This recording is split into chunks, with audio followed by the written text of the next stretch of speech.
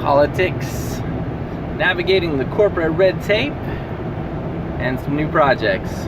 Welcome to the commute.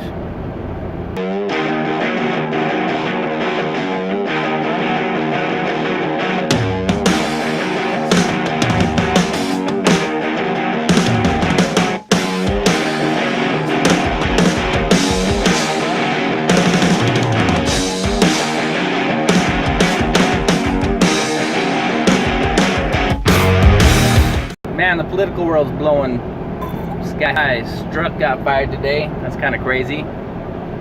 Who knows? Maybe they'll actually pull their act together and start to make you feel like you can trust in that system a little bit, just a little bit, because I don't really have a lot of trust in that whole system right now.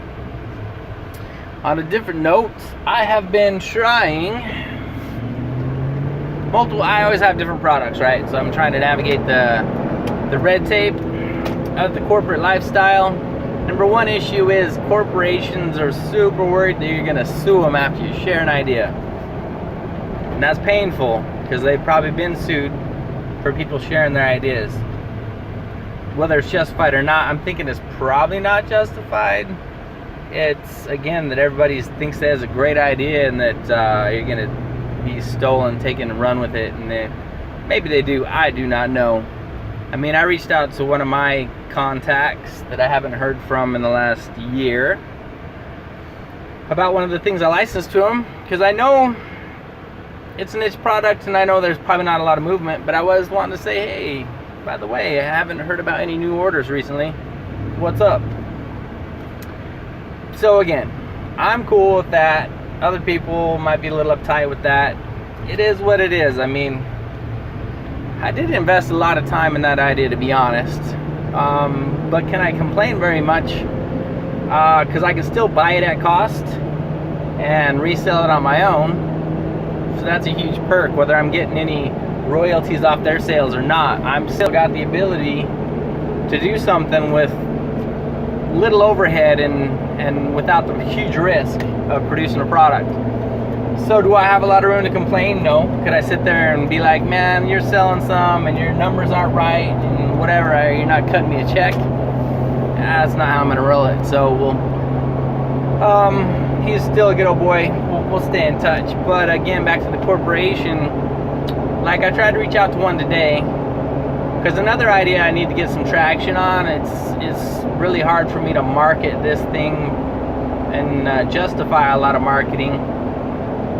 For the tool bag I make for dirt bikes, it's we do a lot of singles track and off-road stuff, and there's times when you need to carry some tools and some emergency things with you, just so you're able to get your way out of the trail if you get in there too far and have some issues. So we're talking like extra parts, screws, tools, and that usually runs in your backpack, and that's a lot of added weight to you, and just wears you out a little quicker. And so I've offloaded a lot of that, put it into a tool bag. Now the tool bag is not a genius idea. I mean, you can buy tool bags of all different sorts out there. Things that just sell tool bags, and so you know there's must be enough money in it that they've spent the time to just develop a whole product line for different bikes and stuff. What's innovative about mine is it leverages my dune whip design in the fact that it clips onto a fender and you don't have to drill holes. It's not a permanent fixture. It's a clip it on when you want it, take it off when you don't. So I use it on the trail if I need it, and I throw it in my gear bag to go to the track, which is it's the reason why I consider it, practical and having a place on the market is that it's really only the versatile bags that I can take in bag, and I always have the tools I want, or I can slap it onto the back of on my bike and offload all that weight to my bike without really impacting performance, and it saves me a lot of extra added pains. So I tried to navigate to make that contact. I ran into some red tape. I mean, I went through some phone calls. I tried to decide, should I phone call, should I email, what should I do? This time I chose to make a phone call, and it's probably interesting that I did, because usually I'll just ping somebody on a website and hope that they'll say, hey, what's up, we'll let people know. which they won't do on this, because that's what they did at the end of the phone calls. They transferred me to a couple different places, and then they said, we don't take outside ideas. And understandable, it's what it is. But I still decided to try and ping somebody on LinkedIn and throw some vibes out there, you know, troll for some feedback. And if something comes, something comes. If not, I'm still planning on doing reviews. I'll send them to people with key demographics, you know, good followings, let them do a review on it. See if I can sell a handful every year. Be cool with that. I make them here in the US, so it's kind of spendy. It's one I'm not going to do a minimum order of hundreds and thousands and get them at a better price point. It's just, that's not a smart plan. So anyway, red tape and the corporate world, I totally get it. It's just difficult. You would think, man, that companies would look for and be more open to ideas and idea submissions and people, but I think there's just too many bad stories out there, I'm sure. And legal issues, like I've noted before, are no joke. It's ridiculous. You sink some money into some legal issues real quick. So I actually lead with that, to be honest. I'm like, I'm a one-man show. I don't have money to sue you. Just so you know, steal my idea, I don't care. I don't have the money to sue you because I already know where that's going to go. It's not worth your money to sue somebody. Like I said, unless you're into the millions and millions, and you better have a solid, even if you win a lawsuit, man, good luck on collecting. One of the funniest ones is when I heard that, like Google or somebody paid, maybe a Samsung, paid a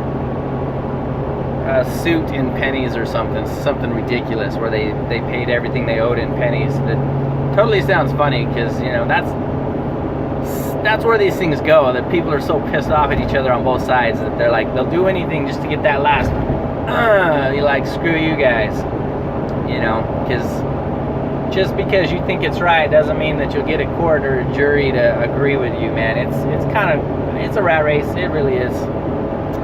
So, on a lighter note, Honduras, man, I feel bad for you. I was actually on YouTube the other day, and I saw Honduras content owned by somebody else for a little bit, and it was ridiculous. I'm like, what the hell? I should like reach out to Honduras to let him know. So if any of you guys know him, he's a big YouTuber, got a 1.3 million or something following. Super nice guy. I like his stuff. He's always about happiness and enjoying life, and you know, he's got some pretty good content that's kind of happy-go-lucky. You should check it out if you're having a bad day.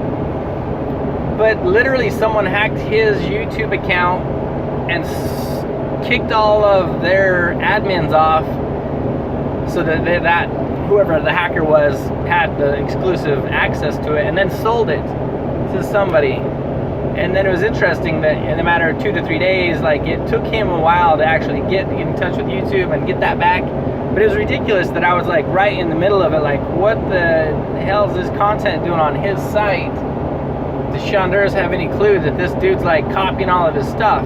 I had no idea that it was hacked and sold. So, word to the wise, set up that 2-factor authentication everywhere you go.